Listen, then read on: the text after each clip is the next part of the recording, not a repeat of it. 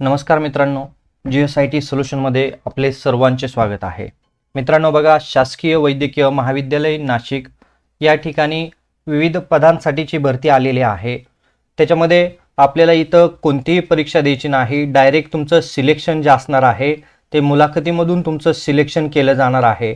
आणि सगळ्यात महत्त्वाचं म्हणजे त्या ठिकाणी आपल्याला एज्युकेशन क्वालिफिकेशन काय लागणार आहे, त्याचबरोबर तिथं आपल्याला कोणकोणती पदं भरली जाणार आहेत आणि सगळ्यात महत्त्वाचं म्हणजे आपल्याला अर्जाचा जो फॉर्मॅट आहे तो फॉर्मॅट कशा पद्धतीने असणार आहे, या सगळ्या प्रश्नांची उत्तरं मित्रांनो तुम्हाला आपल्या या एकाच व्हिडिओमध्ये मिळणार आहेत।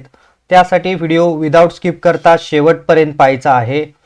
आणि सगळ्यात महत्त्वाचं म्हणजे तुम्ही अजूनपर्यंत आपल्या चॅनलला लाईक, सबस्क्राईब आणि शेअर केलं नसेल तर प्लीज आपल्या चॅनलला लाईक करा, सबस्क्राईब करा आणि सगळ्यात महत्त्वाचं म्हणजे बेल आयकॉनचं बटन दाबायला विसरू नका, म्हणजे असेच माहितीपूर्ण नवनवीन व्हिडिओ सर्वात अगोदर तुमच्यापर्यंत येतील।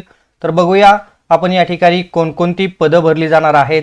आपल्याला अर्ज जो आहे तो अर्ज मित्रांनो ऑफलाईन पद्धतीने करता यायचा आहे आणि अर्ज करण्याची इथं तारीख बघा 9/4/2026 ते 16/4/2026 पर्यंत आपण ऑनलाईन किंवा ऑफलाईन या ठिकाणी अर्ज करू शकतो। ऑनलाईन म्हणजे आपल्याला अर्ज हा मेलवरती पाठवायचा आहे, ऑफलाईन पद्धतीनं तुम्हाला अर्ज जो आहे तो कार्यालयामध्ये नेऊन द्यायचा आहे।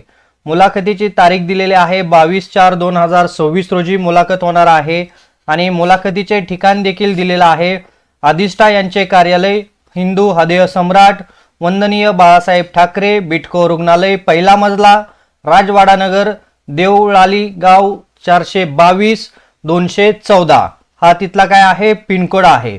इच्छुक उमेदवारांनी काय करायचं आहे, अर्ज देखील आपल्याला हा जो ॲड्रेस दिलेला आहे हा ॲड्रेस वरती बघा, हा ॲड्रेस दिलेला आहे, या ॲड्रेस वरती काय करायचं आहे नेऊन जमा करायचा आहे, किंवा इथं आपल्याला जो ईमेल आयडी दिलेला आहे या ईमेल आयडी वरती काय करायचं आहे, अर्ज जो आहे तो अर्ज ईमेल करायचा आहे। आलं का लक्षात?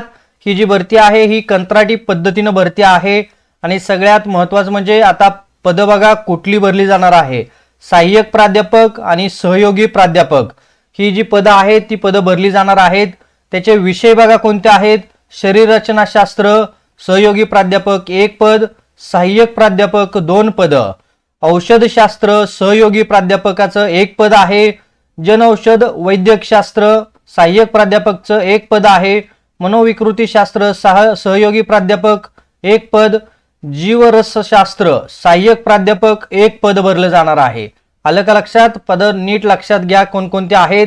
शासकीय वैद्यकीय महाविद्यालय नाशिक सहयोगी प्राध्यापक, त्याच्यामध्ये इथं विषयाचं नाव दिलेलं आहे, शैक्षणिक पात्रता दिलेली आहे आणि इथं तुम्हाला अनुभव मिनिमम 4 वर्षाचा मागितलेला आहे।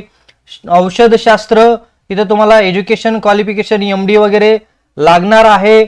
मनोविकृतीशास्त्र MD इथं लागणार आहे। त्याच्यानंतर बघा आपल्याला मित्रांनो ही जी भरती आहे ही डायरेक्ट मुलाखतीमधून भरती होणार आहे।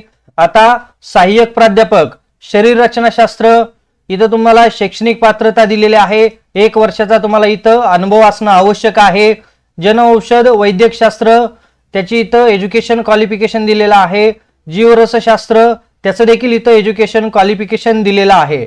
तर मित्रांनो बघा ही सगळं पदं आहेत, ती पदं तात्पुरत्या स्वरूपाच्या आहेत।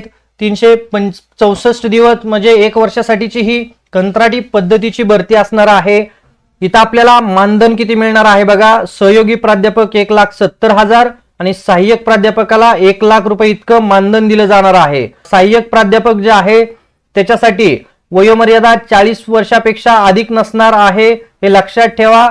आणि जे कास्ट कॅटेगरीतून आहेत त्यांना 45 वर्षापर्यंत शिथिलता देण्यात आलेली आहे।